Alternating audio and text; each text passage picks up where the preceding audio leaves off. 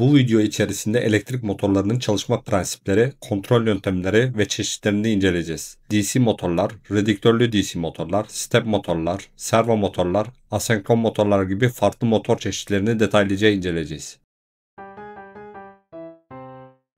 Elektrik motorlarının nasıl çalıştığını anlayabilmek için bazı temel bilgilere sahip olmamız gerekmektedir. Bunlardan birincisi, iki mıknatısın farklı kutupları birbirine yaklaştırıldığında birbirlerini çekerler. Aynı kutuplar birbirlerine yaklaştırıldığında ise birbirlerini iterler. Mıknatısların bir kutbu N, diğer kutbu ise S'tir. Mıknatısların kutuplarının değiştirilmesi mümkün değildir ya da değiştirilmesi ekonomik olarak mantıklı değildir. Eğer bir mıknatısın kutuplarının yerini değiştirmek istiyorsak bunun için genellikle elektromıknatıslardan faydalanırız. Elektromıknatıslar sayesinde yapay olarak mıknatıs elde edilmek mümkündür. Demir bir nüve üzerine bakırdan bir teli bobin olacak şekilde sarıyorum. Sargıyı tamamladığımda bir elektromıknatıs elde etmiş oldum. Elektromıknatısın üzerindeki bobinin bir ucuna artı diğer ucuna eksi verdiğimde oluşan manyetik alan sayesinde içerisindeki demir nüvenin bir kutbu N, diğer kutbu ise S olacaktır. Bobine enerji verdiğim anda mıknatıslanma gerçekleşiyor. Enerjiyi kaldırdığımda ise manyetiklik kayboluyor. Mıknatısın N kutbunu kırmızı bir nokta ile işaretledim. Bobine enerji verdiğim anda elektromıknatısın mıknatısa bakan kısmı N kutbu olduğundan mıknatıs yön değiştiriyor ve S kutbu elektromıknatısın N kutbu ile yapışıyor. Bobine verdiğim enerjinin yönünü değiştirdiğimde ise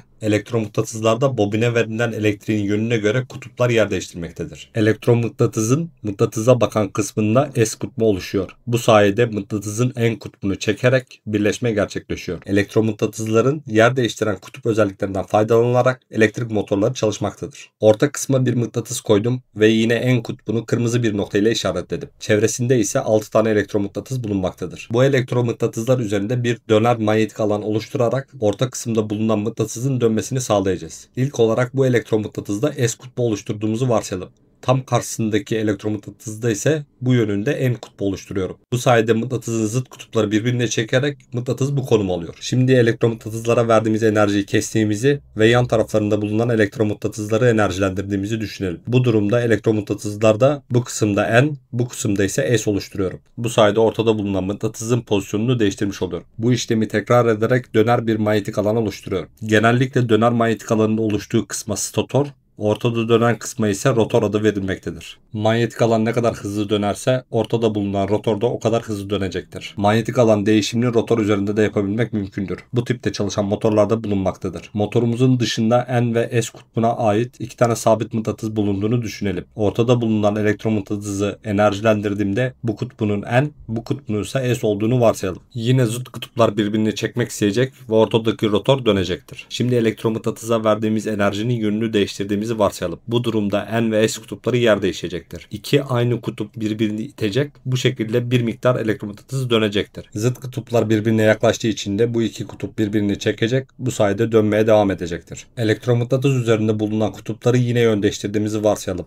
Bu durumda aynı kutuplar yine birbirini itecektir. Rotor dönmeye devam edecektir. Elektrik motorlarının genel çalışma prensibi bu şekildedir. Şimdi bir de güç konusunu inceleyelim. Bir beygir yaklaşık olarak 735 Watt'tır. 75 kilogramlık bir yükü 1 saniyede 1 metre yukarı kaldıran güce bir beygir denilmektedir. Güç aynı kalmak koşuluyla bu 3 parametre birbirleriyle dönüştürülebilir.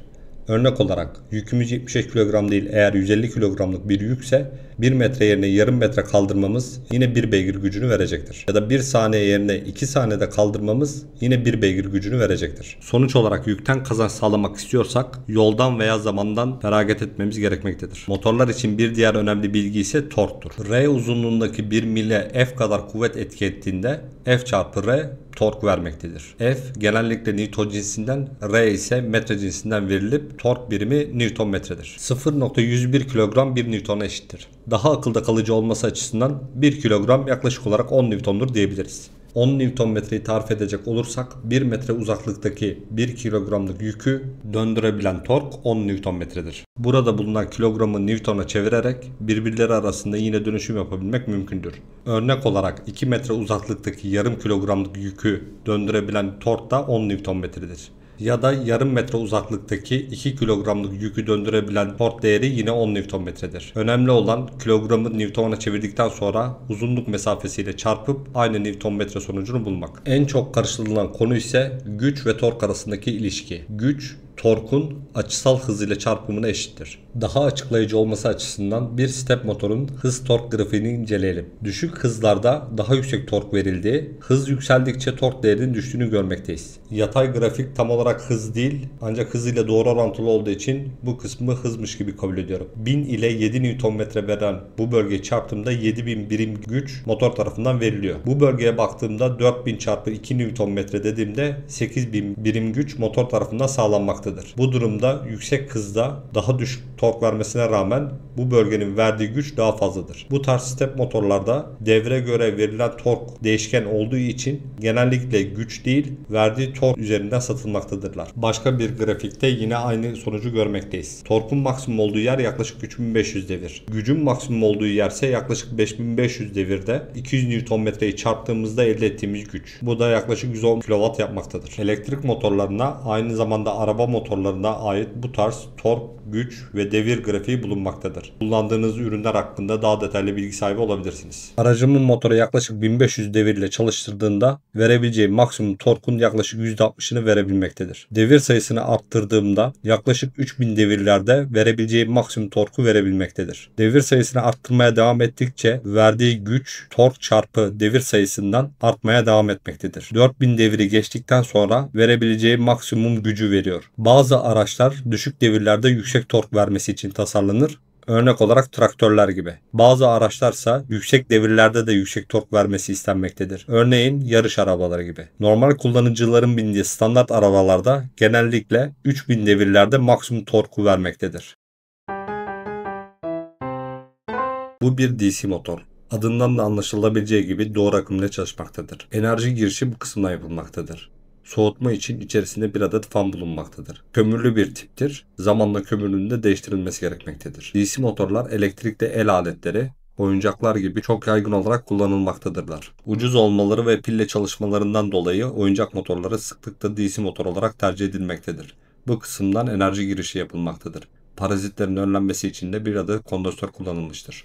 Bu tarzda da DC motorlar bulunmaktadır. Bunlar redüktörlü DC motor olarak geçmektedir. Bu motorlarda çıkış devri bir redüktör vasıtasıyla düşürülür. Bu sayede çıkışta daha yüksek bir tork elde edebilmek mümkündür. Bu motorda aynı şekilde redüktörlü bir DC motor. Çıkış devri içerisinde bulunan dişliler yardımıyla düşürülmüştür. RC araba projelerinde genellikle bu tarz motorlar kullanılmaktadır. DC motorlar doğru akımla çalışmaktadır. Güç kaynağımdan 5 voltluk DC akımı enerjisini açıyorum. Enerji kablolarından bir osiloskopun proplarını bağladığımda osiloskop üzerindeki görüntüsü bu şekilde olmaktadır. Sabit 5 voltluk bir doğru akım gözükmektedir. Bu 5 voltluk DC gerilimi motor üzerine uyguladığımda motor sabit bir devirle dönmeye başlamaktadır. DC motorlara uygulanan gerilim sabit kaldığı sürece aynı devir çıkışı vermektedir. Devir sayısında çok ufak sapmalar oluşmaktadır. Motorun bir ucuna artı, diğer ucuna eksi bağladığımız anda motor dönmeye başlayacaktır. DC motorlarda yön değişimi için artı ve eksiğinin yerini değiştirmek yeterli olacaktır. Verilen gerilimin yönü değiştirildiğinde ise motor ters yöne dönmeye başlayacaktır. Bu bir MOSFET. Bu MOSFET'i kullanarak gerilim seviyesini değiştirebilirim. Bir potansiyometre ile MOSFET'e verdiğim gate akımını arttırıp azaltarak çıkışta gerilim seviyesini kontrol edebilmem mümkün. Gerilim seviyesi değiştirildiğinde DC motorlarda devir sayısı değişmektedir. Bunun için bir devre kuruyorum. Kurduğum devrenin ucuna bir osiloskop bağlıyorum. Osiloskop üzerindeki her bir çizgi 5 voltu temsil etmektedir. Devreye 12 voltluk bir gerilim veriyorum. MOSFET'e giden akımı arttırabilmek için potansiyometreyi çeviriyorum. Maksimum 12 voltluk bir gerilim elde edebiliyorum. 0-12 volt arasında istediğim gerilim seviyesini bu şekilde kontrol edebiliyorum. DC motoru üzerinden bu devreden enerji verdiğimde potansiyometreyi ayarlayarak DC motorun devir hızını istediğim gibi ayarlayabiliyorum. Bu DC motor 6 volt ve 20 volt arasında çalışmak için tasarlanmış. 6 volttan düşük bir gerilim verdiğimde motor dönmüyor. 20 voltun üzerinde bir gerilim uygulanması durumunda motor hasar görebilir. Yapmış olduğum bir devir ölçer ile motorun devrini ölçüyorum. Motora verdiğim gerilime göre devrin nasıl değiştiğini inceleyelim. Minimumlarda yaklaşık 600-700 devir bölü dakika ile dönüyor. Motora uyguladığım gerilimi arttırdıkça motorun devri de doğru orantılı olarak artmaktadır. Motora maksimum gerilimi uyguladığımda yaklaşık 6000 devir bölü dakika ile dönmektedir. Bu şekilde DC motorların devri uygulanan gerilim değiştirilerek değiştirilebilmesi mümkündür. Şimdi DC bir elektrik motorunu inceleyelim. Bu motorda bu bölgede terminaller bulunmaktadır. Bu terminallerden artı ve eksi enerji verilerek motorun dönüşü sağlanmaktadır. Motorun dışındaki kabı kaldırdığımda iç yapısı daha net gözükmektedir. Motorda 2 adet sabit mıknatıs bulunmaktadır. Bu mıknatıslar N ve S kutbu olarak sabit olarak durmaktadır. Motorun rotor kısmında ise soğutucu bir pervane bulunmaktadır. Rotor içerisinde bulunan bakır bobinlere enerji kömürler yardımıyla iletilmektedir. Bu kömürler zamanla aşınmaktadır. Bu yüzden belli süre sonra değiştirilmesi gerekmektedir. Aynı zamanda rotorun iki uç kısmına rulman ya da burç konulmaktadır. Rotor bu iki burç ya da rulman etrafında dönmektedir. Elektrik motorunun dönüşü şaft tarafından istediğimiz kısma aktarılmaktadır. DC motorların çıkış devri genellikle minimum 500 devir bölü dakikadır. Eğer daha düşük devre ihtiyaç duyarsanız redüktörlü DC motor kullanmak faydalı olacaktır. Redüktörlü DC motorlar sayesinde çıkış devri düşürülürken tork arttırılmaktadır. Redüktörlü DC motorlarda DC motorun çıkış şaftı üzerine çeşitli dişliler bağlanmıştır. Bu dişliler vasıtasıyla devir düşürülerek çıkış şaftında düşük devir elde edilmektedir. Devir düşürülürken tork arttırılmaktadır. Dişlilerin iç yapısı bu şekildedir. DC motorların avantajı hız kontrollerinin kolay olması, ucuz ve pratik çözümler sunması, kompakt ve hafif olması diyebiliriz. DC motorların dezavantajı ise içerisinde bulunan fırçalardaki kömürlerin zamanla değiştirilmesi gerekmektedir. Ayrıca bu kömürlerde kıvılcım oluşmaktadır. Ömürleri nispeten kısadır. Şimdi bir de step motorları inceleyelim. Step motorlarda DC motorlardan farklı olarak pozisyon kontrolü yapabilmek mümkündür. Motor milinin belli açılarda durmasını istediğimiz yerlerde avantaj sağlamaktadır. Örnek olarak bu gıda otomatında belirli bir açıyla döndükten sonra yiyeceği bize vermektedir. Burada step motor kullanılmaktadır. Step motorlarda genellikle 4 veya 6 adet uç bulunmaktadır. Motorun bobinlerini bulabilmek için multimetreyi omaj konumuna aldıktan sonra siyah ile yeşil arasındaki direnci okuyorum. Burada yaklaşık 2.2 ohmluk bir direnç okudum. Diğer kombinasyonları denediğimde siyah ile mavi, siyah ile kırmızı, yeşil ile mavi. Bunların arasında hiçbir değer göremiyorum. Bu durumda bağlantı olmadığı anlamına gelmektedir. Mavi ile kırmızı arasında yine 2.2 ohm gördüm. Yani sıralayacak olursak A artı, A eksi, B artı, B eksi bobinlerin sıralaması bu şekilde olacaktır. Eğer her iki bobine birer led bağlarsam motorun milini döndürdüğümde bobinler üzerinde bir elektrik enerjisi oluşur ve ledleri yakmam mümkün olur. Birçok elektrik motorunu bu tarzda jeneratör gibi kullanabilmek mümkündür. Ancak jeneratör olarak dizayn edilmediklerinden dolayı verimsizdirler. Step motorları sürmek için çeşitli yöntemler bulunmaktadır. Bunların başlıcası full step ve half step olarak adlandırılmaktadır. A ve B bobinlerinde şekilde gösterilen diyagramdaki gibi sırasıyla enerjilendirmem gerekiyor. Bütün bobinler belirli bir sıralamaya göre enerjilendirilmesi gerekmektedir. Bu işi el ile yapmam durumunda çok uzun ve zahmetli olacak. Motorun yavaş bir şekilde hareket ettiğini görüyorum. Ancak bu işi daha hızlı ve daha doğru yapabilmek için bazı elektronik devrelere ihtiyacım olacak. Bunlar step motor sürücülerdir. Bu sürücüler motora verilmesi gereken pulse'ı otomatik olarak daha hızlı ve daha doğru olarak üretmektedirler. Bir kontrolcü tarafından step motor sürücüsüne pulse ve direction sinyalleri gönderildiğinde bu sürücü istenilen konum ve yön bilgisini step motorun dönüşü için gerekli olan pulse sıramasına çevirir. Step motor sürücüsünün direction pinine eğer pozitif bir sinyal göndermemiz durumunda motor ileriye doğru hareket edecektir. Direction pinine bir enerji vermememiz durumunda geriye doğru hareket edecektir. Yani direction pini motorun hangi yöne gideceğini tayin etmektedir. Motorun hangi hızda ve kaç derecede döndüğünü belirleyebilmek için step pinini kullanmaktayız. Sürücünün step pinine her bir sinyal attığımızda örnek olarak motorun 1.8 derece döndüğünü varsayalım. Bu değer her sürücü ve motor için farklı olabilmektedir. Bu yüzden kontrol edilmesi gerekmektedir. Bu örnekte ise 200 pulse atmam durumunda step motor 200 çarpı 1.8 dereceden 360 derece yani bir tur dönecektir. Step pinine ne kadar hızlı sinyal gönderirsek o kadar hızlı dönecektir. Ve kaç adet sinyal gönderirsek o derecede step motor dönmüş olacaktır. Arduino üzerinden step sürücünü step pinine gönderebilmek üzere pulse çıkışları elde ediyorum. Bu pulse çıkışlarını step sürücüye gönderdiğimde step sürücü de benim bu göndermiş olduğum hız ve konum bilgilerini motora ileterek çalışmasını sağlayacak. Arduino ve step sürücünün bağlantısının daha kolay olabilmesi için bir CNC shield kullanıyorum. Step sürücüye gönderdiğim sinyale göre step sürücü de bu 4 pin üzerinden step motoru sürmektedir. Step sürücünün nasıl çıkış verdiğini görebilmek için bir osiloskop bağlıyorum. Step motorun bir bobinine bu şekilde sinyal göndermektedir. Tüm bağlantılarımı yaptığımda step motor sorunsuz bir şekilde çalışmaktadır. Programlanabilir olması nedeniyle step motoru istediğim hızda ve istediğim pozisyonda tutabilirim. Step motorlar bu özellikleri nedeniyle yaygın olarak kullanılmaktadır. Ancak step motorların dezavantajı gerçek konumu ile ilgili bir geri bildirim yapmamış olmalarıdır. Yani 200 adet sinyal atıyorsak tam bir tur attığını düşünüyoruz. Ancak gerçekten bir tur dönüp dönmediğini bilmiyoruz. Bu ihtiyaç için servo motorlar kullanılmaktadır. İlerleyen bölümde servo motorları da deneyeceğiz. Step motorların direkt olarak çalıştırılamaması, bir sürücü ihtiyacının olması da maliyetini yükseltmektedir. Bahçemizi sulamak için bir motora ihtiyacımız var. Bunun için DC motor kullanmak verimsiz, step motor kullanmak ise gereksiz maliyete yol açacaktır. Bu tarz yerlerde senkron motor kullanılmaktadır. Senkron motor değişken yüke göre devir sayısını değiştirmeyen motor tipidir. Alternatif akımla çalışmaktadır. Üzerine uygulanan frekans sabit kaldığı sürece çıkış devri sabit kalacaktır. Örneğin bu motor 50 Hz'de daimi olarak 1460 devir bölü dakika verecektir. Senkron motorların kullanım alanı oldukça fazladır. Çevremizde hemen hemen her yerde senkron motorları görebilmek mümkündür. Senkron motorların stator yapısında bakır sargılı bobinler bulunmaktadır. İç kısmında dönen rotor ise sincap kafesi olarak geçmektedir. Genellikle alüminyum dökümler oluşturulmaktadır. Bu motorlarda sabit mıknatıs ya da kömür, fırça bulunmamaktadır. Bakır bobinler daimi olarak birbirine temas halindedir. Kısa devre oluşmaması amacıyla bobinlerin etrafı bir emaye ile kaplıdır. Bu tüm elektrik motorları için geçerlidir. Çevresinde yaklaşık 5 ile 10 mikron kalınlığında bir tabaka bulunmaktadır. Bu emayeyi kazıdığımızda iletken bakırı görebiliyoruz. Bu motorlara enerji alternatif akım olarak verilmektedir. Monofaze, ev ceyranı olarak adlandırılan motorlarda faz nötr arasında 230 volt uygulanarak motor çalıştırılmaktadır. Ya da bu motorların trifaze çeşitleri de bulunmaktadır. Onlar sanayi ceyranı olarak adlandırılan ve faz arası 400 voltluk gerilim motora uygulanmaktadır. Daha yüksek güçlü uygulamalarda trifaze motorlar kullanılmaktadır. Trifaze prizlerin görünümü bu şekildedir. Ortada nötr, kenarlarında ise 3 adet faz bulunmaktadır. Faz nötr arasındaki gerilimi ölçtüğümde yaklaşık 218 volt görüyorum. Faz arasındaki gerilimi ölçtüğümde ise yaklaşık olarak 388 voltluk bir gerilim görüyorum. Trifaze hatta sahip bir işletmede monofaze motor çalıştırabilmek mümkündür.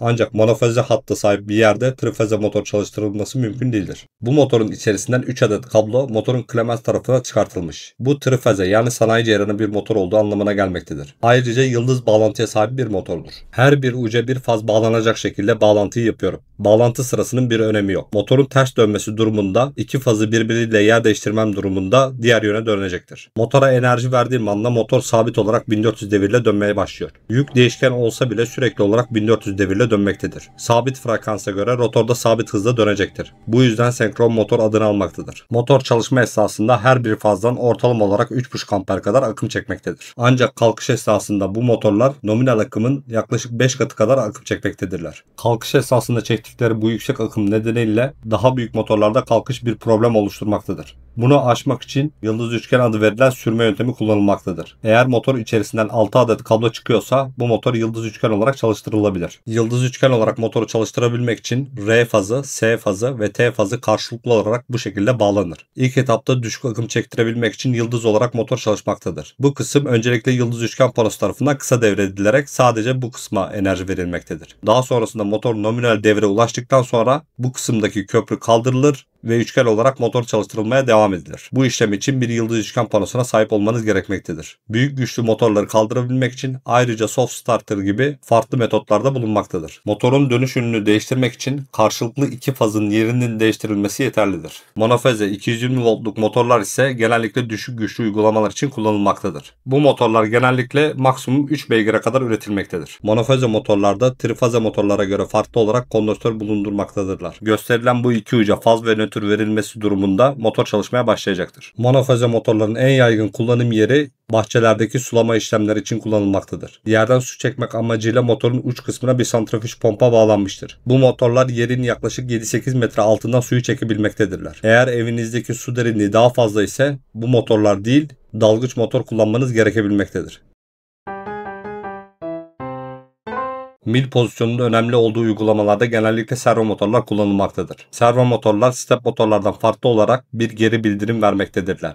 Yani mil pozisyonunu belirli bir dereceye döndürmek istediğimizde gerçekten o noktaya gidip gitmediğini sürekli olarak kontrol ederler ve bu kapalı çevrim sayesinde mutlak pozisyonu mutlaka yakalarlar. Bu tarzda küçük servo motorlarda genellikle 3 adet kablo bulunmaktadır. Kahverengi olan eksi, kırmızıya artı, turuncu renkli gösterilen kablo ise gitmesini istediğimiz derece bilgisini bir kontrolcü tarafından göndeririz. Bu servo motorların içerisinde bir DC motor bulunmaktadır. DC motor dişliler yardımıyla devre düşürülerek dışarıya çıkış vermektedir. Çıkıştaki milin pozisyonu bir enkoder yardımıyla okunmaktadır. Gönderdiğimiz data bilgisiyle enkoderin pozisyonu karşılaştırılır. Gönderdiğimiz pozisyona uygun hale gelinceye kadar DC motor çalışmaya devam eder. Bu servo motorun data sheet'ini incelediğimizde turuncu kabloya PWM ile bir data sinyali gönderilmesi gerektiği görülmektedir. Kırmızı kabloya artı, kahverengi kabloya ise eksi bağlanması gerekmektedir. Gönderdiğimiz PWM sinyali 50 Hz olmalıdır ve PWM darbe genişliği 1 ile 2 milisaniye arasında değişmektedir. Eğer 1,5 milisaniyelik bir darbe göndermemiz durumunda servo motorun pozisyonu orta konumda olacaktır. 1 milisaniyelik bir darbe göndermemiz durumunda motorun pozisyonu 90 derece sol tarafa doğru dönecektir. 2 milisaniyelik bir darbe genişliği göndermemiz durumundaysa motorun pozisyonu 90 derece sağ tarafta olacaktır. 1-2 milisaniye arasındaki darbe genişliğini ayarlayarak motorun çıkış pozisyonunu istediğimiz gibi ayarlayabilmemiz mümkündür. Arduino içerisinde servo motoru kontrol edebilmek için bir program attım. Frekans 50 Hz olacak şekilde 1 ve 2 milisaniye aralıklarında 3 pozisyonda değişen bir darbe genişliği gönderen çıkış elde ettim. Motor ile bağlantılarını yaptığımda motorun pozisyonu 3 farklı pozisyonda değişmektedir. Bu darbe genişliklerini ayarlayarak motorun pozisyonunu istediğim yerde istediğim sürede tutabilmem mümkün. Endüstriyel makinelerde de servo motorlar oldukça yaygın olarak kullanılmaktadır. Bu tip motorlarda da arka kısma yerleştirilmiş bir enkoder vasıtasıyla motor milinin pozisyonu doğru bir şekilde ölçülebilmektedir. Enkoderden gelen bilgiye göre servo sürücü motor milini sürekli doğru pozisyonda tutmaktadır. Bu motorda enkoder bir turda 2500 pas göndermektedir. Servo motorlarda step motorlarda olduğu gibi kilowatt veya beygir değil tork değeriyle satılmaktadır. Daha fazla içerik için beğenmeyi, takip etmeyi ve yorum atmayı unutmayın.